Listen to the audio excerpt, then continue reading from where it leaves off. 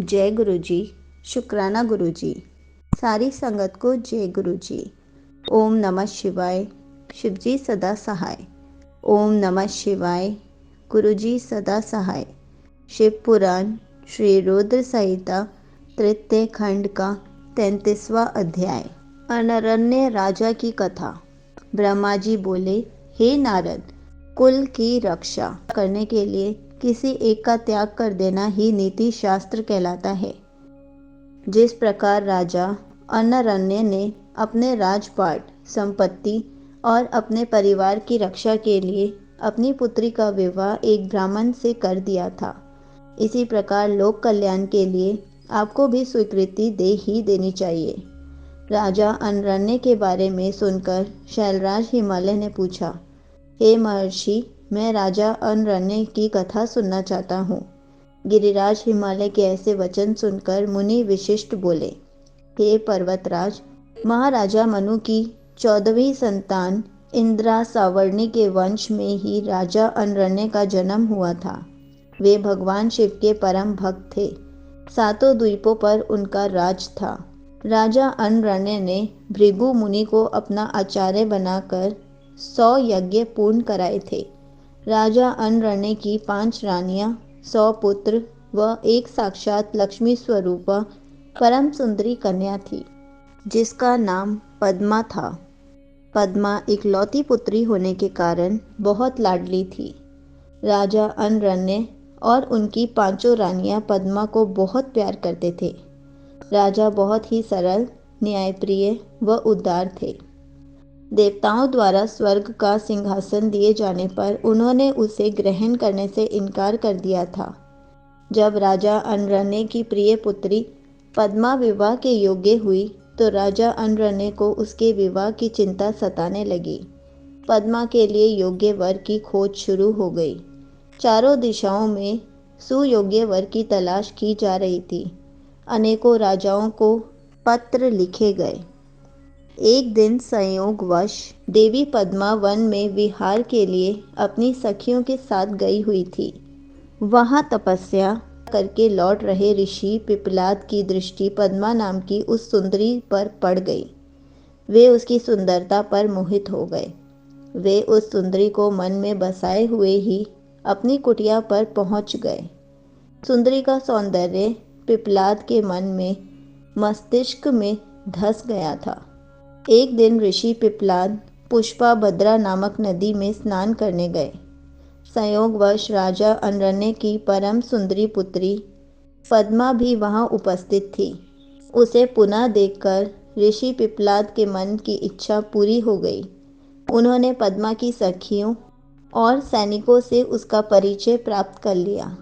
वहीं कुछ मनुष्यों ने ऋषि की हंसी उड़ाते हुए कहा कि ऋषि जी, आपका मन देवी पद्मा पर मुग्ध हो गया है, तो आप महाराज से उन्हें मांग क्यों नहीं लेते। इस प्रकार के वचन सुनकर पिपलाद लज्जित तो हुए, परंतु उनके दिल में सुंदरी पद्मा को पाने की इच्छा कम ना होकर और बलवती हो गई। स्नान, नित्य कर्म और शिव पूजन आदि से निवृत्त होकर मुनि पिपलाद राजा अरण्य की सभा में चले गए। अपने दरबार में मुनि को पधारा देखकर राजा अनरण्य ने चरण छूकर उनका अभिवादन किया तथा विधिवत पूजन करने के पश्चात उन्हें आसन पर बैठाया तथा पूछा कि मैं आपकी क्या सेवा कर सकता हूँ। इस पर ऋषि पिपलाद बोले, राजा, आप अपनी कन्या पद्मा को मुझे सौंप दीजिए।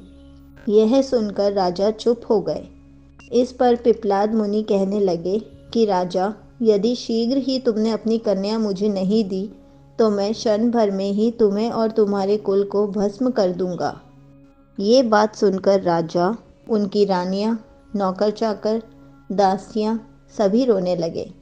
राजा अनरण्य यह सोच अत्यंत व्याकुल हो उठे कि कैसे वे अपनी फूलों से भी कोमल पुत्री का हाथ एक बूढ़े ऋषि को दें। राजा इसी चिंता में डूबे हुए थे कि वे क्या करें कि तभी वहां उनके पुरोहित और राजगुरु आ पहुंचे। राजा ने सारा वृत्तांत उन्हें सुनाया। इस पर राजगुरु बोले कि राजन, आपको अपनी कन्या का विवाह किसी से तो करना ही है। तो क्यों ना उसका विवाह ऋषि पिपलाद से ही कर दिया जाए। इससे आपके कुल की भी रक्षा हो जाएगी। यह ब्राह्मण इस कुल का विनाश कर दे, इससे तो अच्छा है कि पद्मा का विवाह इन्हीं से हो जाए। इस प्रकार अपने राजपुरोहित और राजगुरु के वचन सुनकर राजा अनरने ने अपने कुल की रक्षा करने के लिए अपनी कन्या को वस्त्र आभूषण से अलंकृत करा, उसे ऋषि पिपलाद को अर्पित कर दिया। तत्पश्चात देवी पद्मा और ऋषि पिपलाद का वैदिक रीति से परिणयोत्सव संपन्न हुआ तथा राजा ने प्रसन्नतापूर्वक अपनी पुत्री को विदा कर दिया। राजा अनरने से विदा लेकर ऋषि पिपलाद अपनी पत्नी पद्मा को साथ लेकर अपने आश्रम पर पहुँचे, इस शोक में कि हमने अपनी पुत्री को एक वनवासी बूढ़े को सौंप दिया है। राजा अरण्य राजपाट छोड़कर वन में चले गए। अपने पति और पुत्री की याद में रो रोकर रानी ने अपने प्राण त्याग दिए। उनके घर परिवार में चारों ओर दुख ही दुख था। राजा अनरने ने शिव कृपा से शिवलोक को प्राप्त किया। तत्पश्चात उनके पुत्र कीर्तिमान ने राज्य किया और उनके कुल का नाम चारों ओर फैला। इसलिए हे हिमालय राज, आप अपनी पुत्री को भगवान शिव को अर्पण करके अपने राज्य, कुल और धन की रक्षा करके सभी देवताओं को अपने अधीन कर लीजिए। संगत जी, यहीं पर शिव पुराण श्री रुद्र संहिता तृतीय खंड का 33वां अध्याय समाप्त होता है। जय गुरु जी। शुक्राना गुरु जी।